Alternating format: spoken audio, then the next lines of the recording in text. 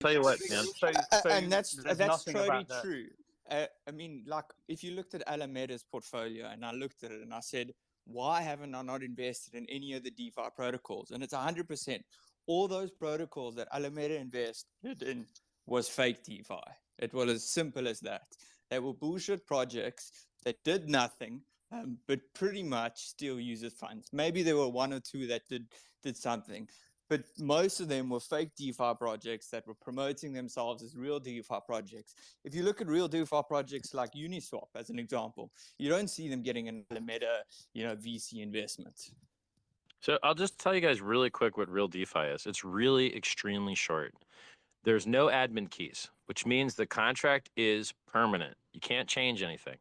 When you wanted to upgrade from Uniswap V1 to V2, you needed to move your liquidity. They didn't have an admin key to do it for you. When you wanted to upgrade from V2 to V3, you needed to move your liquidity. There was no admin key to do it for you, which decentralized the security. It made it so that no individual could have pointed everyone's liquidity at some evil thing.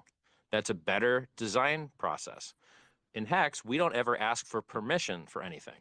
So a lot of these contracts, including Uniswap, get you to approve the contract spending all your money.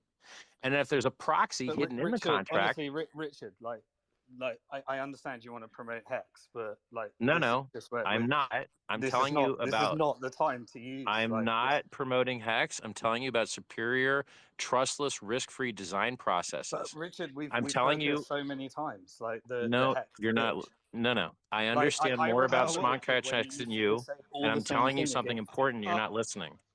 You're not listening. I'll let you finish that point, Richard. I'm telling you that it's dangerous to approve a contract to spend all your money because they can upgrade the contract with a proxy, but you're not listening. I'm telling you how to do DeFi safer. Make sure guys, let me give Mary. Mary's been the only one putting her hand up and waiting. Mary, appreciate your patience. The mic is yours. Hey, thanks so much for letting me speak. And yeah, I had my hand up for quite some time. Yeah, there's a lot of measuring going on here, and I just wanted to say this. Everybody has a different delivery. Richard, I had not heard about you, who you were before, and I may not be a fan of your delivery while people are hurting after having lost their life savings, Richard. And I actually have been in a space where I heard someone who wanted to take their life, and we literally saved them. So I can appreciate where you're coming from, right?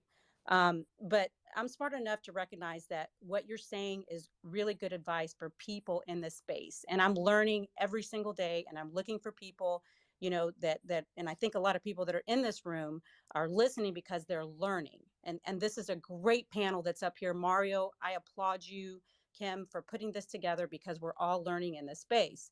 Mary, sorry. That's exactly why I invited Richard here. Yep. You can think whatever you want about him. He's flashy, he's loud, but he's told people for years, don't put your money in exchanges.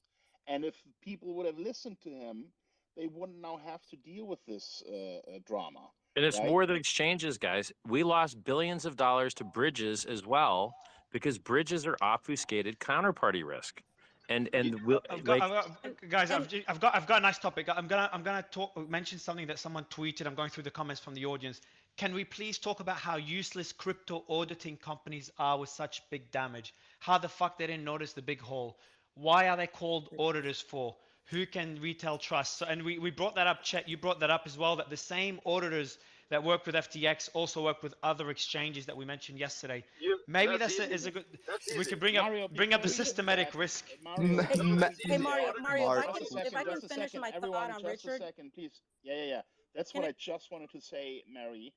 I interrupted you. I'm sorry, and now it's back to you. No. I totally appreciate that, and thank you so much for letting me speak up here again. And again, Richard, I really, again, your delivery is a little off, but I followed you now because what you're saying makes so much sense. So those things that you were saying is, one, don't short crypto. Two, don't put money on exchanges. Three, learn how to self-custody your coins. I think we all agree on that. And four, never use margin or leverage to trade. So I think you sound amazing, and you're smart and are very intelligent. And I just wish you could work on your delivery a little bit. as I do think that there are a lot of people that could benefit from the truth that you're speaking out there. It's just your delivery is just kind of harsh a little bit, but I did follow you, and I am going to listen to you because I like hearing people that have different opinions on things. That's how we all learn. So I do appreciate you, but there are people that are hurting out there, Richard. So I did follow you. Just on the crypto auditing. So this, I'm not going to mention the name, but it is the top crypto auditor in the space, and a project I was helping build for them got audited by them. I said, let me check the code. I checked the code, found a bug in the code, and if I did not, they didn't pick up this bug that was in the code. And it was a simple fact that basically a hacker could come in and make fundamental changes to the code, effectively using balance changes, which the auditors didn't pick up. And luckily, I managed to pick up. And this is not the only instance of this happening where auditors haven't picked something up and something's been hacked. And I can attest to the fact that crypto auditors charge lucrative fees and don't give you the necessarily value add you get. Why do we need crypto auditors? You don't see like a lot of these big DeFi, the real DeFi protocols getting audited. And the reason being is because they're proper DeFi. They don't need ridiculous SEX listings. SEX would end up listening because they have a great product. A lot of these, centralized exchanges need an audit to satisfy their requirements, which a lot of the time is just rubbish.